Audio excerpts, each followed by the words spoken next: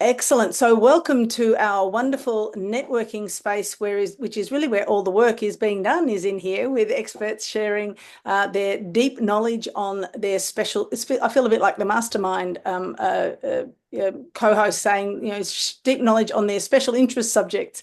And we definitely have an expert in our midst for our next presentation. Lynnaire Johnston is a LinkedIn guru, a trainer, profile writer, strategist, content creator, top 10 LinkedIn voice in Australia and New Zealand, which is not easy to come by. I love that, Lynnaire, you talk about actually being able to use the power of LinkedIn to achieve your professional goals. Goodness me, what a great idea that is. I also want to say that on the side, you are also a gardening person, and I for me that came in because I think LinkedIn is a bit like a garden, right? You have to do all kinds of things that are quite similar. So I'm really looking forward to this session. Over to you, Lynnaire. Thank you very much indeed, Helen, and thank you, Sigrid, for organising this entire virtual expo. You've done an amazing job to get it to all our screens today, and I'm just thrilled to be able to be part of it. I'm a great fan for trying new things, particularly on LinkedIn, of course, but I'm also very keen to see how this expo works out for us over all the next couple of days, and have been really thrilled to be asked to be able to present to you today. So I wanted to talk to you about what the changes have been in 2024 and how that's going to affect us in 2025. As you pointed out, Helen, LinkedIn is my life really, apart from my garden. And so consequently, I'm really interested to see where LinkedIn is going to go next year, because there have been so many changes to the platform this year that it is really kind of like looking into a crystal ball to see where things are going to move to in 2025. So I think it's instructive to take a look at what has changed this year, because then we can start to determine how we are going to work with those changes rather than against them, for our LinkedIn profiles, our LinkedIn presence, our LinkedIn content, and of course our LinkedIn company pages for next year. So I think the first thing that everybody has noticed is a huge drop in organic reach. So this means that our posts are not doing as well when it comes to views or impressions. And that's been a real shock for a lot of people, because many of us have relied on our content being widely visible in order to grow our networks and to become the go-to people in our industry. So suddenly not having that visibility, it's been a problem. So we need to have a think about how we can overcome that. Of course, part of that has been an algorithm update, and LinkedIn is notoriously silent on its algorithm and what it comprises and any changes that it makes. And it's not until we see the results of the algorithm changes, like the drop in organic reach, that we suddenly start to realize that there have been changes. Sometimes LinkedIn will tell us about those changes, but it's very, very rare. There's been a rapid uptake of AI with LinkedIn this year too, from the LinkedIn end, the things that they're making available via features using AI, and also as members of LinkedIn and using the platform ourselves, we have been using AI more generally as well. So that has had a big impact this year too. The arrival of the standalone video feed, that's been a game changer for many people, and we'll talk about that in a bit more detail shortly. And of course, all of this is on the back of more than 200 changes to LinkedIn. That includes new features, the way things are done on LinkedIn, how the platform looks, and a variety of other things. But generally, it has meant a lot of change for all of us. And so the organic reach has been the main thing that everybody has talked about for so long. And it is so disappointing that after such a long time of many of us building up our content and being really consistent, using all the formats and doing everything the right way, that we are now seeing such a decline in our visibility. But this has been caused by a number of things, one of which has been the change in the algorithm. There have also been other changes changes that have had a real impact on this that I think are worth noting too. So there have been changes to the makeup of the feed. So that's what you're seeing when you go to LinkedIn. We'll talk more about that in a moment. And also the deluge of AI. Hard to go past the impact that that has had because that has significantly increased posts that are using all or only or partly AI. 200% up on last year, just about, which means that there is much more use of AI on the platform. And so, those of us who are not using it, what does that mean for us? Of course, there have been a lot of changes on other social media platforms too this year, and there has been a move away from X and a move towards LinkedIn by those who are on that platform. Plus, there has been an increase of TikTok users come to LinkedIn, partly because of the new feed and partly because video is now such an important part of our LinkedIn content that they're getting good results here. So why not bring TikTok to LinkedIn? Whatever you think about that, that seems to have happened as well, increasing competition for all of us in the feed. Now, user preferences have changed as well. We might now all be looking at more videos. We might have changed the kind of content that we are taking an interest in, which tells the algorithm we want to see more of it. So how we behave on the platform has definitely undergone some changes this year too. The algorithm update has had a couple of impacts that I just want to briefly describe to you so that you're aware of them when you are creating your own content. The first is that dwell time is less significant. Now, dwell time is the amount of time that you and I spend looking at individual posts. So if we watch a video or scroll through a document post, a carousel, we are likely to spend more time on a post than if it is just image only. So that tells the algorithm that the post is relevant to us and it is therefore going to distribute it more widely. For the last 2 or 3 years, this has been an important impact on the algorithm, but now that is less important, and so the dwell time matters less. Post length and complexity has changed. In other words, we are now all reading longer posts. Now, as a professional writer, this is music to my ears, and I enjoy reading, of course, and so consequently, posts that are longer are more attractive to me. But other people are finding longer posts work better for them as well. And the reason for that is we can get more information in a longer post. A couple of years back, LinkedIn increased the length of our posts from 1,200 characters maximum to 3,000. And I don't know about you, but I pretty much use up those 3,000 characters every time I write a post. I can't help myself. There's always so much to say. So posts can be longer, and we can also use the words that we would use as our normal vocabulary in our jobs. There is no need anymore to dumb them down or to try and make our posts more simple. If you use multi-syllable words in your job and you use them when you are talking, you can now use them in your posts as well. The algorithm will no longer penalize you for that. And the topics that you choose are important too.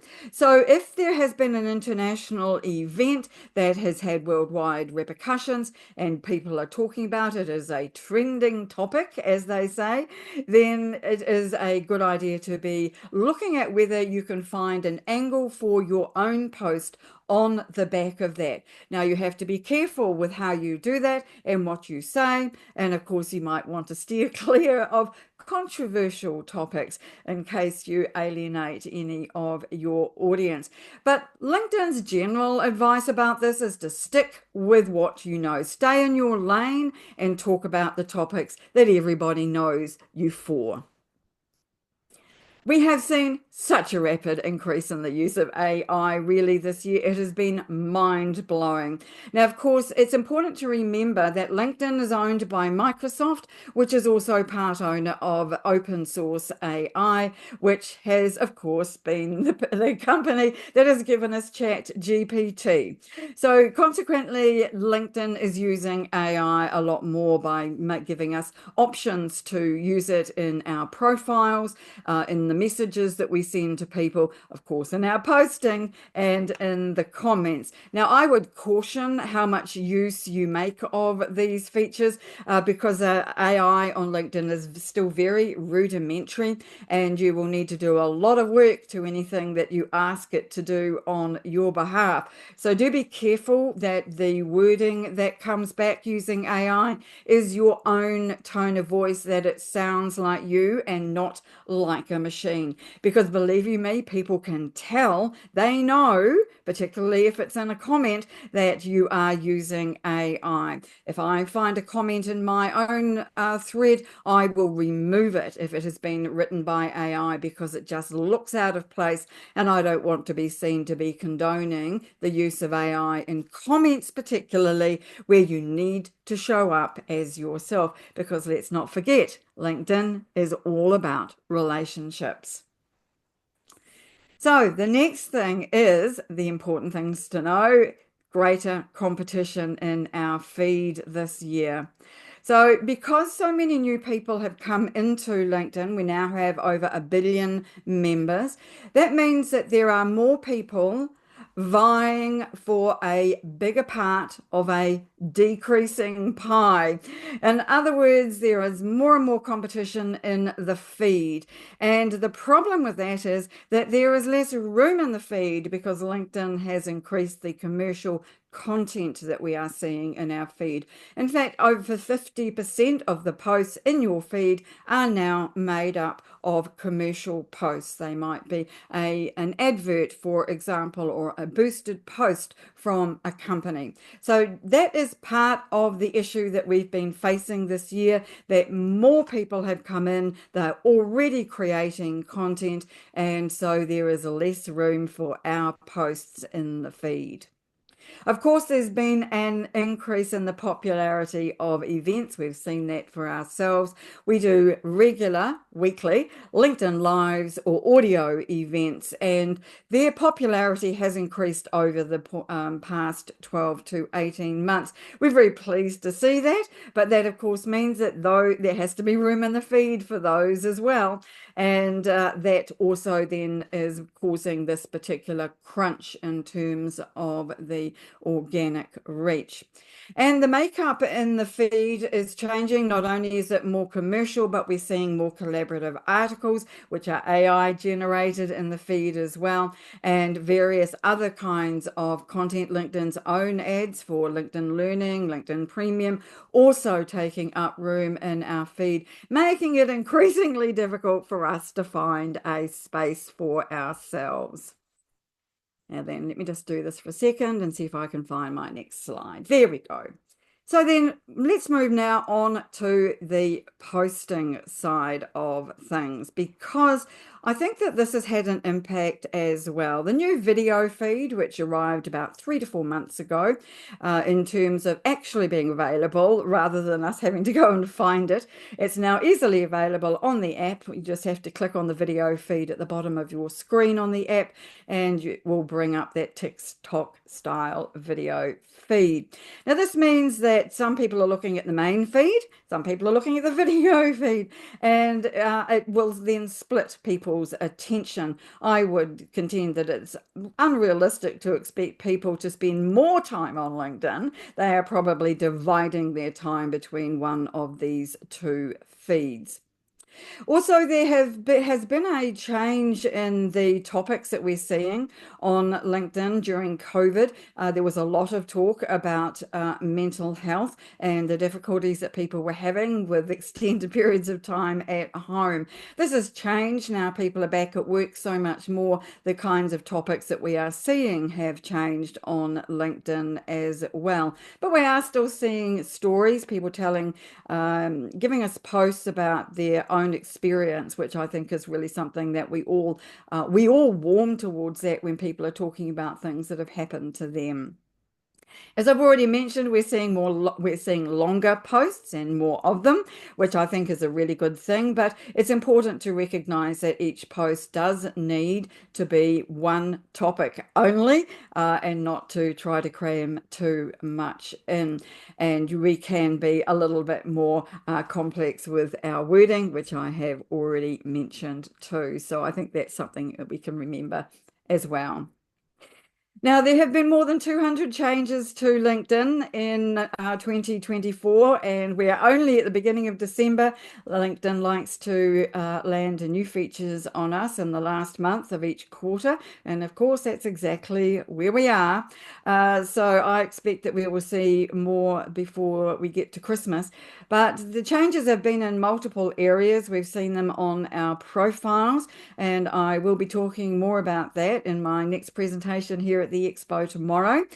We've also seen massive changes to company pages and to messaging. Now, all of those changes are generally good, but I think overall we do need to remember that they are not going to be relevant to all of us. Of course, events have changed with the demise of audio events, or the platform that audio events has been running on. That ends at the end of this month and moves to the LinkedIn Live platform. And there have been many new features that have arrived for those who have a LinkedIn Premium. So what does all this mean for us for 2025? Well, I'm of the belief that a glass with liquid in it is half full. It's not half empty, it is half full. That means that challenges are opportunities. That's how I see the world, and I definitely see that with LinkedIn. So the way I'm approaching it is this. I am going to be working with the changes rather than bemoaning them, and I will be getting on with using them in new ways that perhaps we have not thought of before, and doubling down on things that are in line with the changes and will get us better results. So for me, of course, that's using the new features. We started yesterday with the new Look audio event. We moved our audio events to the new platform and held our first one just yesterday.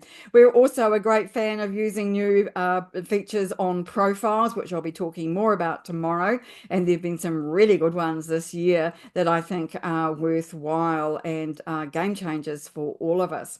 Now, how we comment on posts has also become much more important because of the visibility of our own posts. So if you want to get more visibility on your posts, you need to be commenting more on other people's posts, and doing so well. Make sure they're at least 15 words long as a minimum.